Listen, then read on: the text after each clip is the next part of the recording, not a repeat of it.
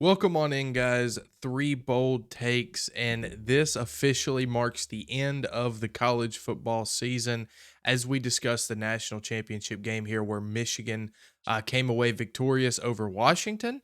34 to 13 was the final, sealed it with like a 94-yard pick at the end of the game with about 4 minutes left on Penix. That pretty much sealed the game. Very interesting game. We'll just put it that way to start off with. I'm interested to hear your guys' thoughts. But first off, congratulations to Michigan for capping off a 15-0 season. Unreal first national championship since '97, right, Quinn? Is that right? Yep. Bingo. Um, yeah, so great for Michigan. Washington, unfortunately, did not have what it took defensively. But Chase, let's hear from you first. What are your thoughts on this game? What kind of stuck out to you? And then we'll kind of go from there. Just a few points I'd like to make. I don't want to start out this way, but I'm going to. I think the refs missed a couple things on the Michigan side of the ball, couple holds, couple things. And I'm not saying it would have totally changed the game. I still think Washington loses the game. Let me get that right out here. But at the same point, there are a couple holds that when it was called on Washington, it negated some big plays. So if you're going to let them play, let them play. If not, call it for both sides.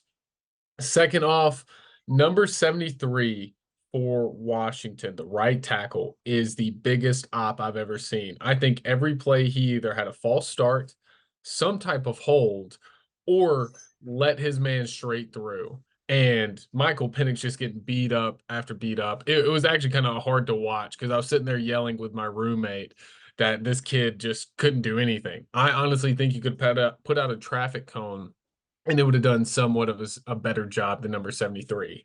And then lastly, my biggest one was Penix just uncharacteristically missing open shots.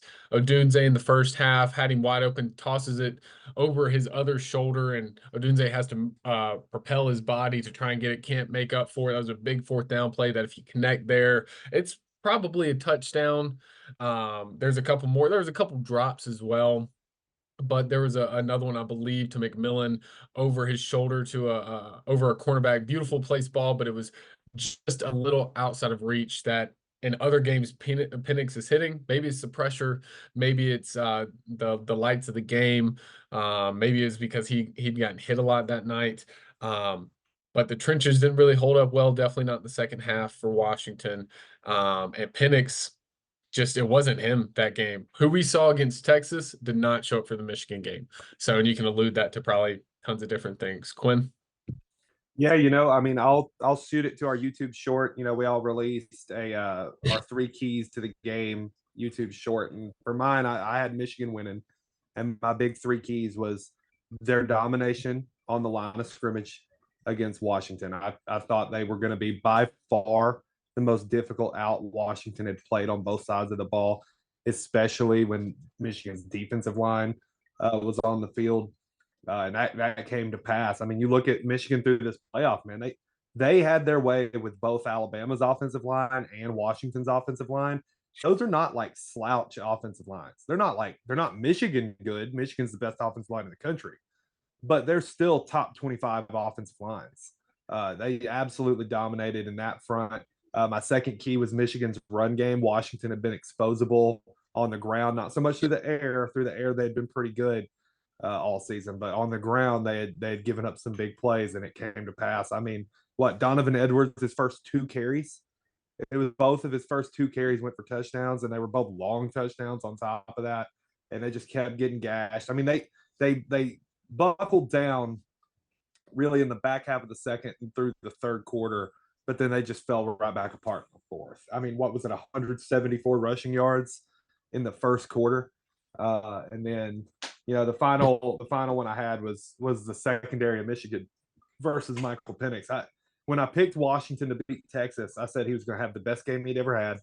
Texas, or one of the best games he'd ever had, because Texas was a bottom tier pass defense in the secondary. Michigan was the polar opposite of that, and I had a fear that you'd see Penix not show up on the biggest stage because of that. Now, that being said, I thought it would be because the receivers would not get separation, and for the most part, that's what happened.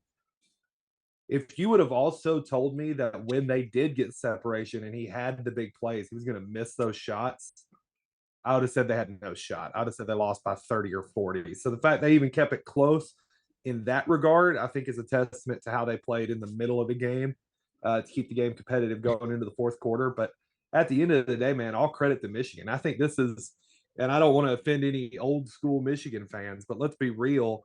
In modern football, really, they only have the two titles to claim uh, in in I guess my father's lifetime, and that's the '97 title and this one. This is by far the best Michigan team that's ever played, like hands down. This is the best Michigan football team that's ever played.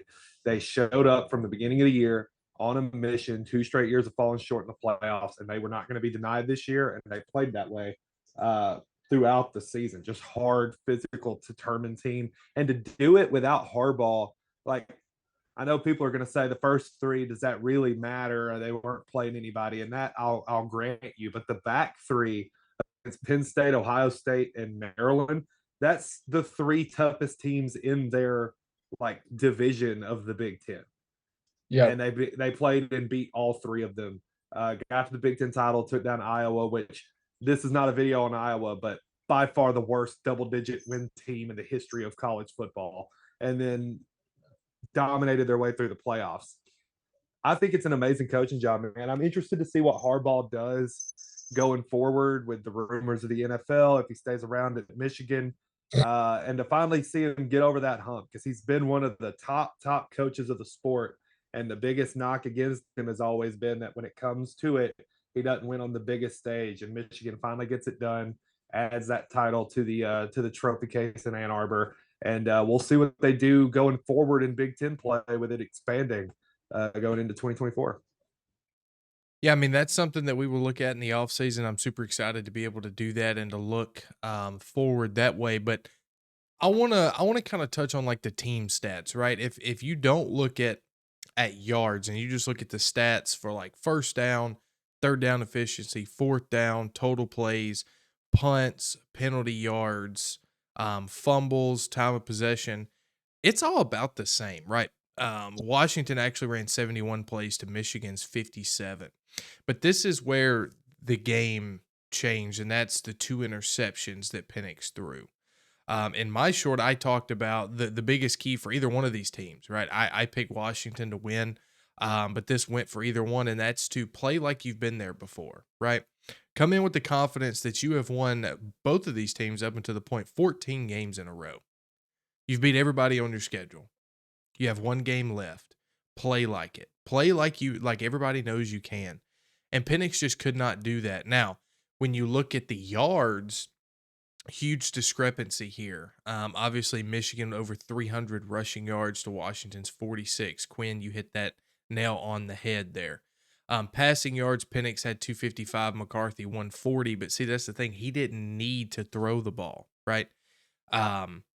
They were having such success on the ground that he wasn't forced to throw it. And I think that's one of the keys for Washington coming into the game was you had to be able to make him throw the ball. Because although McCarthy's 27-1 as a starter, he even to this day, I don't think he's a quarterback that will go out and win you a game with his arm if he has to. That's just my opinion. You know, obviously he's a national champion, 27-1 as a starter. You name it, he's got it, right? But that was one of the keys for Washington. They could not get it done, and that starts at the line of scrimmage, Quinn, just like you mentioned. Total yards, I mean, Washington had 300 yards, but there it is again. Michigan, 443 total yards. So that, to me, is where the game kind of went astray for Washington. They're not used to Penix throwing a lot of interceptions, having a lot of turnovers. They're used to scoring quick, fast, and in a hurry and in bunches. And when they can't do that, they're forced to buckle in on defense, and that's just not something that Washington was built for this year, although they had good performances throughout the year at their respective competition. But like you said, Quinn, huge shout out to Michigan, the entire coaching staff, to be able to hold that ship down through, 6 games total that Harbaugh missed throughout the year. So huge kudos to them. Congratulations on a national champion. Will this championship get an asterisk in 5 years? I don't know. It might, but I don't know. But we're going to save that for another video. I'm excited to talk about that one. But Michigan, your 2024 college football playoff national champions. Congratulations, all the Michigan fans. Enjoy it. You have some time. You have some time to enjoy it. And maybe like Georgia, you can go back to back and have a whole nother year that you can do it. We don't think you can here at 3 Bold Takes, but there's no proof that you can't right now because you just won and you're undefeated. So I appreciate you guys watching and tuning in. Chase, Quinn, and I'm Freddie from 3 Bold Takes. Please consider subscribing and sticking around. A lot of off-season content coming soon. So that's all we got here. Signing off on the 2023 college football season. Peace out.